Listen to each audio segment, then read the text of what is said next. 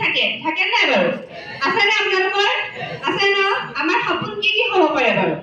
আমাৰ সপোন থাকিব পাৰে এটা খুব ধুনীয়া ঘৰ হয় নহয় আৰু থাকিব পাৰে এখন ধুনীয়া গাড়ী আৰু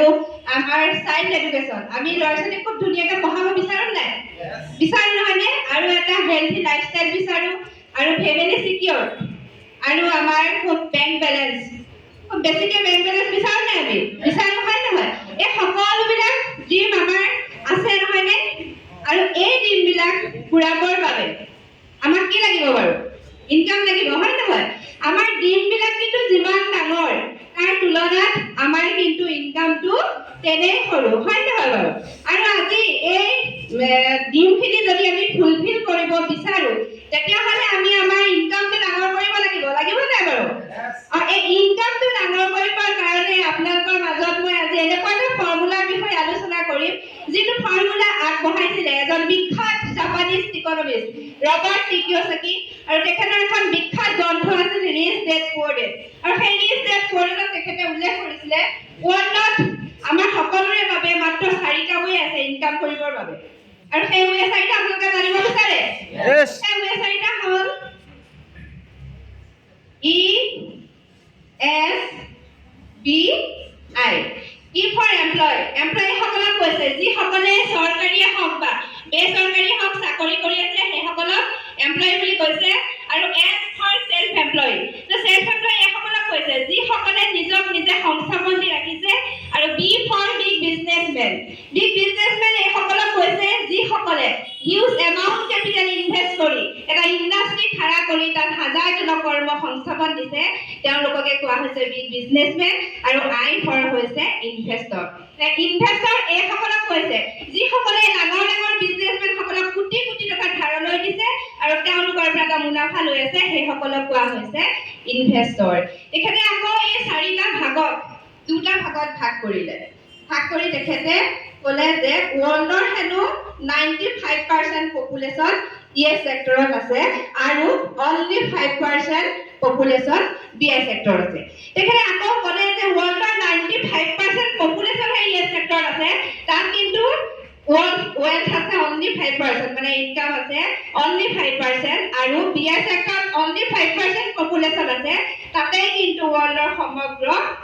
সম্পদখিনি আছে বুলি কৈছে মানে 95% সম্পদ বিআই সেক্টৰত আছে এতিয়া চাওক য'ত কিন্তু মানুহৰ সংখ্যা কম আছে তাত ইনকাম only 5% আছে আৰু য'ত মানুহৰ সংখ্যা কম আছে তাতে কিন্তু ৱৰ্ল্ডৰ সমগ্ৰ সম্পদখিনি আছে ইয়াৰ নিশ্চয় এটা কাৰণ আছে নহয়নে এই কাৰণটো কি হয় আপোনালোকে জানিব বিচাৰে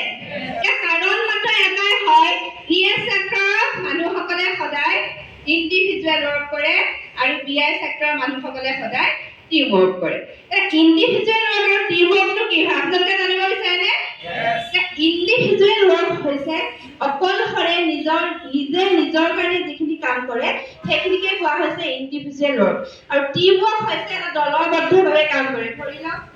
এইটো এটা ইণ্ডাষ্ট্ৰি এজন ইণ্ডাষ্ট্ৰি মালিকজনে ইয়াতে 10,000 মানুহ নিয়োগ কৰিছে তেওঁলোকৰ এটা টিম ৱৰ্ক হ'ল নহয় বাৰু দল হ'ল নহয়নে এতিয়া চাব ইএছ সেক্টৰৰ মানুহসকলে যে ইণ্ডিভিজুৱেল ৱৰ্ক কৰে সেইকাৰণে হেনো তেওঁলোকৰ ইনকামটো লিমিটেড ইনকাম তেওঁলোকে এটা লিমিটতহে ইনকাম কৰিব পাৰে আৰু বিআই সেক্টৰৰ মানুহসকলে যে টিম ৱৰ্ক কৰে সেইকাৰণে তেওঁলোকৰ ইনকামটো কোৱা হৈছে আনলিমিটেড ইনকাম এটা লিমিটেড ইনকাম আৰু আনলিমিটেড ইনকামটো কি হয় জানিব বিচাৰে এটা লিমিটেড ইনকাম হৈছে এটা সীমিত উপাৰ্জন ধৰি লওক ভগৱানে এটা দিনত আমাক 24 ঘণ্টা সময় দিছে এই 24 ঘণ্টা সময়টোৰ ভিতৰত আমি কিমান ঘণ্টা সময় কাম কৰিব পাৰোঁ মিনিমাম আমি 8ৰ পৰা 10 ঘণ্টা সময় কাম কৰিব পাৰোঁ এই 8ৰ পৰা 10 ঘণ্টা সময়খিনি হৈছে লিমিটেড সময় লিমিটেড আৱাৰ্ছ নহয়নে আৰু চাওঁতে লিমিটেড আৱাৰ্ছে তেওঁলোকে কামটো কৰিছে সেইকাৰণে তেওঁলোকৰ ইনকামটো লিমিটেড ইনকাম হৈছে আৰু বিআই সেক্টৰৰ মানুহসকলে যে টিম ৱৰ্ক কৰি আনলিমিটেড ইনকাম লৈছে তেওঁলোককতো ভগৱানে 24 ঘণ্টা সময় দিছে নহয়নে তেওঁলোকক এটা দিনত কিন্তু 8ৰ পৰা 10 ঘণ্টা সময় কাম কৰিব পাৰে তো তেওঁলোকে এটা টেকনিক এডপ্ট কৰিছে তেওঁলোকে কি কৰিছে চাব এই যে ইয়াতে 10,000 মানুহ নিয়োগ কৰিছে এই 10,000 মানুহ প্ৰতিজনৰ পৰা যদি এদিনত 8 ঘণ্টাকৈ সময় লওঁ তেতিয়াহ'লে কিমান ঘণ্টা সময় হ'ব 80,000 ঘণ্টা সময় হ'ব নহয়নে এই ৮০,০০০ ঘণ্টা সময়খিনি হৈছে আনলিমিটেড আৱাৰ্ছ আৰু চাওকে আনলিমিটেড আৱাৰ্ছ তেওঁলোকে কাম কৰিছে সেইকাৰণে তেওঁলোকৰ ইনকামটো হৈছে আনলিমিটেড ইনকাম এতিয়া ইণ্ডিভিজুৱেল ৱৰ্ক কৰি লিমিটেড ইনকাম লোৱাৰ কাৰণে ইএছ ছেক্টৰৰ মানুহসকলৰ ইনকামটো কোৱা হৈছে এক্টিভ ইনকাম আৰু বিএছ ছেক্টৰৰ মানুহসকলৰ ইনকামটো কোৱা হৈছে পেছিভ ইনকাম এক্টিভ ইনকাম আৰু পেছিভ ইনকামটো কি হয় জানিব বিচাৰে এক্টিভ ইনকাম হৈছে যেতিয়ালৈকে আমি কামটো কৰি থাকিম তেতিয়ালৈকে আমাৰ হাতলৈ ইনকামটো আহি থাকিব উদাহৰণস্বৰূপে যদি আপোনালোকে চাই এজন দোকানীয়ে যেতিয়ালৈকে দোকানখন খুলি ৰাখিব তেতিয়ালৈকেহে ইনকাম আহিব যদি দোকানখন বন্ধ কৰি থয় তেতিয়াহ'লে কিন্তু তেওঁৰ হাতলৈ ইনকামটো নাহে এইটোকে কোৱা হৈছে এক্টিভ ইনকাম আৰু পেছিভ ইনকামটো হৈছে এবাৰ ষ্টাৰ্ট কৰাৰ পাছত জেনেৰেশ্যন ৱাইজ যিটো ইনকাম আহি থাকে সেই ইনকামটোকে কোৱা হৈছে পেছিভ ইনকাম এতিয়া আপোনালোকৰ কোনটো ইনকাম ভাল লাগিছে আমাৰ ডেফিনেটলি আমাৰ পেছিভ ইনকামটো ভাল লাগিব নহয়নে কিন্তু পেছিভ ইনকাম ল'বলৈ হ'লে আমি কি কৰিব লাগিব আমি ইএছ ছেক্টৰত আছো ইএছ ছেক্টৰৰ পৰা আমি বিএছ ছেক্টৰলৈ যাব লাগিব প্ৰথমতে আমি চাব লাগিব ইনভেষ্টৰ হ'ব পাৰিম নেকি যে আমিতো ইনভেষ্টৰ হ'ব নোৱাৰো আমাৰ হাতত কোটি কোটি টকা নাই গতিকে আমি ইনভেষ্টৰ হ'ব নোৱাৰো এইটো ৰাস্তা আমাৰ কাৰণে বন্ধ আছে এতিয়া আমি চাব লাগিব বিজনেছমেন হ'ব পাৰিম নেকি যে বিজনেছমেন হ'বলৈ হ'লেও কিন্তু আমাৰ হাতত চাৰিটা বৈশিষ্ট্য থাকিব লাগিব আমাৰ হাতত থাকিব লাগিব knowledge experience risk taking ability আৰু আমাৰ হাতত হিউজ এমাউন্ট কেপিটেল এই চাৰিটা বৈশিষ্ট্য কিন্তু আমাৰ হাতত থাকিব লাগিব এই চাৰিটা বৈশিষ্ট্য থাকিলেহে কিন্তু আমি বিজনেছমেন হ'ব পাৰিম আৰু বিজনেছমেন হ'ব পাৰিলেহে আমি টিম ৱৰ্ক কৰি আনলিমিটেড আৰু পেছিভ ইনকাম ল'ব পাৰিম এই বৈশিষ্ট্যকেইটা যিহেতু আমাৰ হাতত একেলগে নাই সেইকাৰণে আমি কি কৰিব লাগিব এতিয়া আমি এনেকুৱা এটা যুগত আছো যিটো যুগক কোৱা হয় ইনফৰমেশ্যন এণ্ড টেকনলজিৰ যুগ আৰু এই ইনফৰমেশ্যন এণ্ড টেকনলজিয়ে আমাৰ কাৰণে এনেকুৱা এটা সুন্দৰ ৱে লৈ আহিছে যিটো ৱে যোগেদি কিন্তু আমি আমাৰ এইখিনি বৈশিষ্ট্য নাথাকিলেও আমি টিম ৱৰ্ক কৰি আনলিমিটেড আৰু পেছিভ ইনকাম ল'ব পাৰিম সেই সুন্দৰ ৱেটোৰ নাম কি আপোনালোকে জানিব বিচাৰে ৱেটোৰ নাম জানিব বিচাৰে সুন্দৰ ৱেটোৰ নামেই হৈছে ডাইৰেক্ট চেলিং মাৰ্কেটিং এতিয়া মই আপোনালোকক ডাইৰেক্ট চেলিং মাৰ্কেটিঙৰ বিষয়ে ক'বলৈ যোৱাৰ আগতে এখন বেলেগ বজাৰ ব্যৱস্থাৰ বিষয়ে আপোনালোকৰ আগত জনাব লাগিব এখনক কোৱা হৈছে ট্ৰেডিশ্যনেল মাৰ্কেট এখন হৈছে ট্ৰেডিশ্যনেল মাৰ্কেট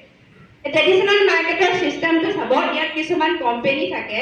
আৰু কোম্পানীবিলাকে কাষ্টমাৰ কাৰণে বস্তু মেনুফেকচাৰ কৰে ইয়াত যদি কোম্পানী এটাই মেনুফেকচাৰ 30% কষ্টত কৰে তেতিয়াহ'লে আমি কিন্তু কাষ্টমাৰ হিচাপে 100% এমআৰপিত এটা বস্তু ল'ব লগা হয় ইয়াত কি হয় চাব ইয়াত কিন্তু ডাইৰেক্ট কাষ্টমাৰজনে কোম্পানীৰ পৰা বস্তুটো আনিব নোৱাৰে হয়নে ইয়াত কি হয় আমি যদি এটা বস্তু দৰকাৰ আমি ক'ৰ পৰা আনো ওচৰ দোকানখন নহয়নে ৰিটেইলাৰ পৰা আনো ৰিটেইলাৰ আনে হ'লচেলাৰ আনে ডিষ্ট্ৰিবিউটৰ আৰু ডিষ্ট্ৰিবিউটৰ আনে কেৰিয়ান ফৰৱাৰ্ড নামৰ এটা এজেঞ্চিৰ পৰা চাব এই যে কেৰিয়ান ফৰৱাৰ্ড এজেঞ্চি ডিষ্ট্ৰিবিউটৰ হ'লচেলাৰ ৰিটেইলাৰ আমাক আনি বস্তুটো দিয়ে এই 100%ৰ যিটো 70% আছে ইয়াত এটা 70% আমাৰ লছ হয় এই 70% পৰা 40% কিন্তু তেওঁলোকে লয় আৰু থাকিলে ইয়াতে কিমান 30% আৰু ট্ৰেডিশ্যনেল মাৰ্কেটত যদি কিবা এটা বস্তু মাৰ্কেটলৈ আহে তেতিয়াহ'লে আমি কেনেকৈ গম পাওঁ এডভাৰটাইজৰ জৰিয়তে গম পাওঁ হয়নে আৰু এডভাৰটাইজ কোনে কৰে যিসকল চেলিব্ৰিটি এডভাৰটাইজ কৰে আৰু চেলিব্ৰিটিয়ে কিন্তু এডভাৰটাইজ কৰাৰ বিনিময়ত ইয়াৰ পৰা 30% এটা লৈ লয় মানে 30 + 40 = 70% এই মাৰ্কেটখনত আমাৰ সদায় লছ হয় এতিয়া চাব এই যিটো 70% আমি এই মাৰ্কেটখনত লছ কৰি আছো সেই 70%টো যাতে আমি নিজৰ বাবে ল'ব পাৰোঁ তেনেকুৱা এখন মাৰ্কেটৰ বিষয়ে মই আপোনালোকৰ আগত জনাবলৈ লৈছো সেই মাৰ্কেটখন হৈ গ'ল ডাইৰেক্ট চেলিং মাৰ্কেট ইয়াতো কিছুমান কোম্পানী থাকে আৰু কোম্পানীয়ে কাষ্টমাৰ কাৰণে বস্তু মেনুফেকচাৰ কৰে ইয়াতো সেম হয় 30% বস্তুতে মেনুফেকচাৰ হয় আৰু 100% এমআৰপিত বস্তু এটা আমি কাষ্টমাৰে ল'ব লাগে ইয়াতো এটা 70% লুকাই আছে ইয়াত কি হয় ইয়াত কিন্তু 100% এমআৰপিত কাষ্টমাৰজনে বস্তুটো নোলোৱাগেও হয় ইয়াত 30% কষ্টত যেনেকে বস্তু এটা আনিছে তেনেকে 30% কষ্টত কিন্তু আমি কাষ্টমাৰজনে ল'ব পৰা সুবিধা আছে ডাইৰেক্ট চেলিং মাৰ্কেটত কাষ্টমাৰ টু কাষ্টমাৰ বস্তু এটা আনিব পৰা সুবিধা আছে সেইকাৰণে ইয়াত যিটো 70% দেখিছে 70% আমি নিজৰ বাবে ল'ব পাৰোঁ এতিয়া চাব এই ট্ৰেডিশ্যনেল মাৰ্কেটত যদি আপোনালোকে 5000 টকা বস্তু বজাৰ কৰে তেতিয়াহ'লে দোকানীয়ে আপোনালোকক কিমান টকা বস্তু দিব 5000 দিব নহয়নে ইয়াত কিন্তু আমাক 1 টকাও বস্তু বঢ়াই নিদিয়ে আৰু আমি যদি ডাইৰেক্ট সেলিং মাৰ্কেটত 5,000 টকা বস্তু কিনো তেতিয়াহ'লে কিন্তু আমি আমাৰ বিলাকত 7,500 টকা বস্তু পাম হয়নে এই মাৰ্কেটখনত আমাৰ এইটো লাভ হ'ল নে নহ'ল হ'ল নহয়নে এতিয়া আসক আপোনালোকৰ কোনখন মাৰ্কেট ভাল লাগিছে লছ মাৰ্কেট নে প্ৰফিট মাৰ্কেট প্ৰফিট মাৰ্কেটে ভাল লাগিব কিন্তু চাব প্ৰফিট মাৰ্কেটখন যদি আমি চইচ কৰিবলৈ হয় নেটৱৰ্ক চাইন্সে কিন্তু আমাক কৈছে যে যিকোনো এটা কোম্পানী আমি চইচ কৰিলে নহ'ব পাঁচটা সাইন্টিফিক ক্যাৰেক্টাৰ থকা কোম্পানী আমাক চইচ কৰিবলৈ কৈছে প্ৰথমতে আমি চাব লাগিব মেনেজমেন্ট কোম্পানীৰ মেনেজমেন্ট কেনেকুৱা হয় আমি চাই ল'ব লাগিব